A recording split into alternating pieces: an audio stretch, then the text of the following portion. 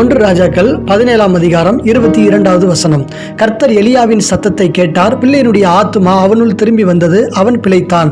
இங்கே எலியாவின் சத்தத்தை தேவன் கேட்டார். எலியாவின் ஜெபத்திற்கு பதில் கிடைத்தது.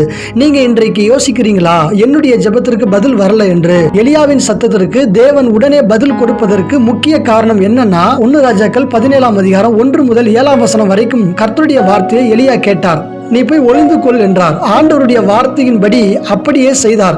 இங்கே ஒரு காரியத்தை புரிந்து கொள்ளுங்கள். நீங்கள் இன்றைக்கு கர்த்தர் சொல்லுவதை கேட்கிறீர்களா?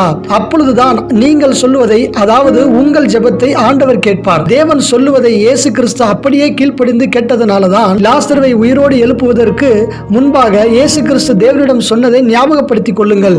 நீர் எனக்கு எப்பொழுதும் செவி கொடுக்கிறீர் என்று லாசருவை உயிரோடு எழுப்பினார். எலியா ஜெபித்து சாரிபாத்தின் மகனை எழுப்பினார். நம்முடைய ஆண்டவராகிய இயேசு கிறிஸ்து ஜெபித்து லாசருவை எழுப்பினார். ஆகவே நம்முடைய ஜெபம் இது